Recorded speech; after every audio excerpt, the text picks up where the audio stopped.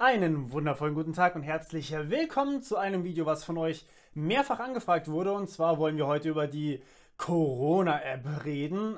Ja, die kommt ja heute Abend in den Play Store, da kann man sie sich runterladen und ab morgen kann man das Ding dann tatsächlich benutzen. Bevor wir anfangen und klären, ob das Ding jetzt eine Datenkrake ist oder nicht, wollen wir allerdings noch eine Sache kurz vorher machen. Ganz wichtig hier am Anfang ist jetzt Folgendes. Die App ist komplett Open Source. Das heißt, jeder kann sich den kompletten Quellcode angucken und das komplett gratis online. Der ganze Code ist auf GitHub. Ich habe den in der Beschreibung verlinkt, wenn ihr euch mit Android-Apps auskennt. Ihr braucht ein bisschen Kotlin-Erfahrung, gibt es Videoreihe von mir dazu. Könnt ihr alles quasi selber lesen, was da tatsächlich passiert. Und dementsprechend könnt ihr auch nachvollziehen, was die App tut am rohen Code. Ja? Es gibt auch die iOS-Version kostenlos bzw. online und komplett lesbar. Und es gibt auch den Server-Code komplett lesbar. Nun lasst uns über die allgemeine App reden. Was passiert, wenn ihr sie bei euch auf eurem Handy installiert? Dazu habe ich mir dieses Gerät zur Hilfe geholt. Das ist mein Handy. Und mein Handy illustriert euch jetzt, was damit passieren soll, wenn ihr diese App installiert. Zunächst werden Daten generiert, damit ihr am Ende, wenn ihr selbst infiziert seid, alle benachrichtigen könnt, die mit euch Kontakt hatten. Und dementsprechend muss euer Handy irgendwelche Daten haben, damit es andere Leute kontaktieren kann. Im Falle von der Corona-Warn-App, die basiert auf dem PEP-PT-Modell, sind das absolut zufällige Daten. Das heißt Daten, die zum Beispiel durch Mikrofonrauschen durch Kamerarauschen, sonst wo, eben von dem Handy, also vom Betriebssystem, nicht von der App selbst, sondern vom Betriebssystem, also Android oder iPhone oder iOS, eingelesen werden, automatisch. Das passiert so oder so die ganze Zeit, okay? Das sind quasi Daten, die zufällig rumschwirren. Da kann auch alles Mögliche reinfließen. Irgendwelche Störgeräusche, irgendwelche Störungen im Netz, alles Mögliche, was eben möglichst zufällig ist.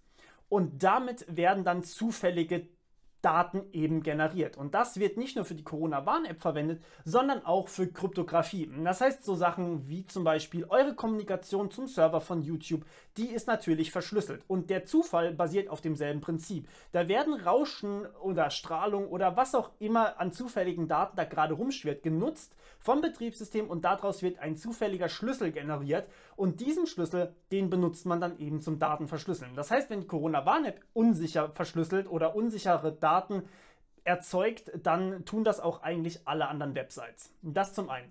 Diese komplett zufälligen Daten, die nicht auf euch rückführbar sind, also die euch wirklich nicht identifizieren können, die werden nun an den Server geschickt. Das ist der Server, auf dem diese Corona-Warn-App funktioniert.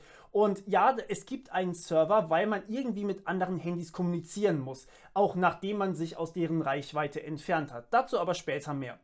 Der Server speichert diese zufälligen Codes, die ihr da generiert habt. Und was jetzt passiert, ist Folgendes. Ihr nutzt diese App ja nicht, damit ihr irgendwie das mit dem Server kommunizieren könnt, sondern damit ihr euch draußen bewegen könnt.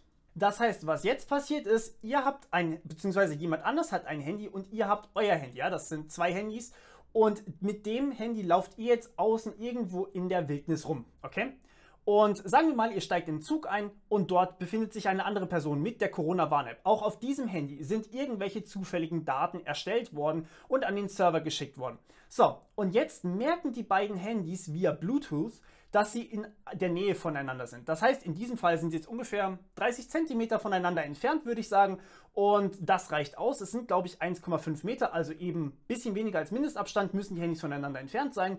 Und dann merken die, aha, wir sind zu nah aneinander. Das heißt, wenn potenziell der hier Corona hat, hat es der hier vielleicht auch. Es ist nur ein vielleicht, es ist kein 100%, aber ein vielleicht reicht auch schon, dass man sich testen lassen sollte, wenn man der hier ist, weil man in der Nähe von dem hier war. So. Ist es jetzt andersrum, das heißt, der hier hat Corona, dann kann es natürlich sein, dass der es auch bekommen hat. Also, vice versa, muss der sich auch testen lassen. So, und so funktioniert im Endeffekt die App. Das heißt, wenn einer von den beiden auf Corona positiv getestet wird, dann bekommt der andere eine Benachrichtigung und bekommt dann gesagt, hey, geh mal zum Arzt, du hattest Kontakt mit dem Infizierten, könnte sein, dass du es auch hast, lass dich testen.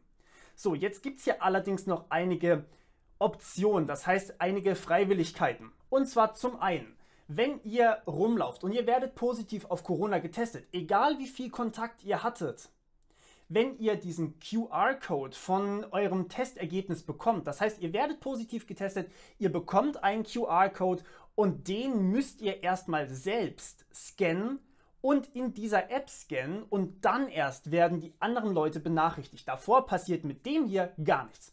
Das heißt, es kann natürlich sein, ihr verwendet diese App, ihr hattet Kontakt zu 500.000 Infizierten und ihr kriegt keine Benachrichtigung, weil all diese 500.000 Menschen haben nichts gesagt. Es besteht also die Option, dass man, selbst wenn man die App benutzt, Nein sagt, dass andere Leute benachrichtigt werden, wenn man selbst betroffen wurde. Das heißt, wenn man selbst positiv getestet wurde.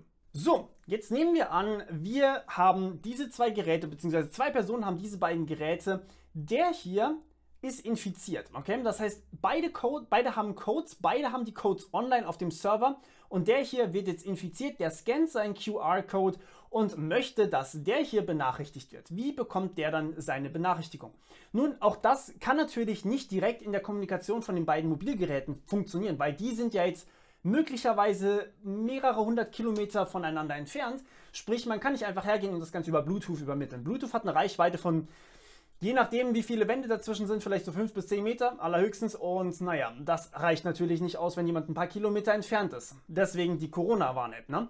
Okay, das heißt, was jetzt passiert, ist Folgendes. Es wird ein kryptografisches Verfahren verwendet namens Zero Knowledge. Zero Knowledge funktioniert ungefähr so. Wenn ihr dieses Gerät hier seid, beziehungsweise ihr nutzt dieses Gerät, ihr seid ja nicht ein Gerät, ne? Und ihr wollt jetzt, dass diese Codes online auf dem Server als infiziert gemeldet werden, damit der hier online gucken kann, ob diese Codes als infiziert gemeldet wurden und somit selber weiß, ich bin infiziert potenziell, dann müsst ihr Folgendes tun. Ihr gebt diesem Gerät hier mit eurem QR-Code den Befehl, dem Server zu sagen, hey, das da sind infizierte Codes. Der Server fragt dann nach einem kryptografischen Beweis, dass die Codes auch wirklich von diesem Gerät sind, was im Endeffekt der QR-Code ist, und somit werden dann auf dem Server die ganzen Dinger geflaggt, also markiert, dass sie von einem Infizierten sind. Wer dieser Infizierte war, das weiß niemand. Wo das war, weiß auch niemand. Es wird ja nichts gespeichert. Es werden wirklich nur diese zufälligen Codes gespeichert. Und somit kann jedes Gerät nachgucken, welche Codes eigentlich infiziert sind. Das heißt, der hier und potenziell noch 500.000 oder 80 Millionen weitere Smartphones können nachgucken, welche Codes eigentlich online sind. Und das heißt, jeder hat Zugriff auf die Codes. Jeder. Aber jeder kann auch zum Beispiel sehen, dass diese Codes oder dass ein paar Codes von Infizierten sind und ein paar Codes sind von Nicht-Infizierten. Aber niemand weiß, von wem diese Codes waren, wo das Ganze stattgefunden hat und sonstige Informationen. Da ist quasi nichts dabei, nur infiziert oder nicht. Und der Trick liegt jetzt dabei, wenn die beiden Kontakt hatten, dann dann speichern die sich gegenseitig immer die ganze Zeit alles ab voneinander. Das heißt, der hier speichert die Codes von dem und der hier speichert die Codes von dem. So. Und das heißt, die kommunizieren die ganze Zeit, während sie in der Nähe sind und speichern die Codes voneinander ab. Und jetzt kann man einfach, wenn man der hier ist, einmal am Tag oder zweimal am Tag oder so oft wie man möchte, online nachprüfen, ob einer dieser gespeicherten Codes vielleicht von einem Infizierten ist. Und wenn da ein Infizierter dabei war, dann weiß man Bescheid, man ist selber infiziert. Kommen wir zu den Punkten, wo man Bedenken haben könnte. Okay, zunächst einmal, die App wurde von SAP und von der Telekom erstellt. Die sind jetzt einigermaßen bekannt dafür, dass sie solide Software erstellen, zumal die App wirklich in sehr, sehr kurzer Zeit entwickelt wurde und wirklich, wirklich teuer war. Okay, das Ding hat 20 Millionen Euro gekostet.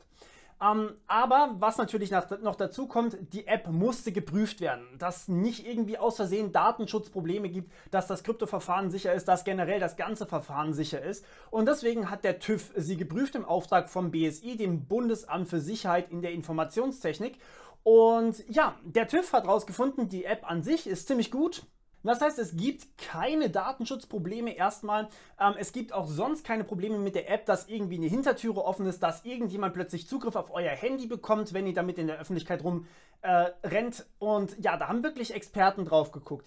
Was allerdings ein Problem war, und da fehlte einfach jetzt aktuell die Zeit, weil diese Corona-App einfach so schnell wie möglich in die Öffentlichkeit gepumpt werden muss, ist der TAN-Generator. Das heißt, dieser QR-Code, den ihr vom Gesundheitsamt bekommt, um eure Codes als infiziert zu markieren. Dieser Teil, dieser TAN, den QR-Code, den ihr eingebt, das ist der Punkt, der scheinbar noch ein kleines bisschen Nachholbedarf hat. Das heißt, was Leute tun könnten, wäre, sie könnten hergehen und tatsächlich diesen TAN-Generator brute forcen oder generieren und somit sich als infiziert melden, obwohl sie gar nicht infiziert sind. Das bedeutet im Endeffekt, wenn Leute draußen rumrennen, möglichst viel Kontakt zu möglichst vielen Personen haben und ja, dementsprechend dann auch in deren Handys eingetragen sind mit ihren Schlüsseln, dann können die zu Hause eventuell hingehen und diese TAN brute forcen oder generieren, obwohl sie es nicht generieren können sollten. Und damit bekommen alle diese Personen eine Benachrichtigung, dass diese App oder dass sie infiziert sind, potenziell. Das bedeutet nicht, dass sie gleich alle zum Arzt rennen müssen. Die App hat eine Anzeige für wie wahrscheinlich ist es, dass man infiziert ist. Das heißt, wenn man nur auf 1,5 Meter Abstand mit jemandem Kontakt hatte, der infiziert war, dann heißt das noch nicht, und das nur 2 Sekunden oder sowas, dann heißt das nicht, dass man infiziert ist. Dann heißt das, man hat ein relativ geringes Risiko. Wenn man allerdings mit dieser Person sehr lange im Kontakt war, dann könnte es zu Falschalarmen kommen und man rennt zum Arzt, wird getestet und stellt sich raus, dass man doch nichts hat. Das heißt, ein bisschen Panik und ein bisschen Arztbesuche umsonst und ein Test umsonst, aber ja, man kann das tatsächlich scheinbar tun, laut TÜV. Ein weiterer großer Punkt ist, wann diese App eigentlich ein Erfolg wird. Diese App wird erst dann ein Erfolg, wenn sie wirklich von einem Großteil, und ich meine hier wirklich mehr als 50% aller Deutschen verwendet wird oder sogar im Ausland noch.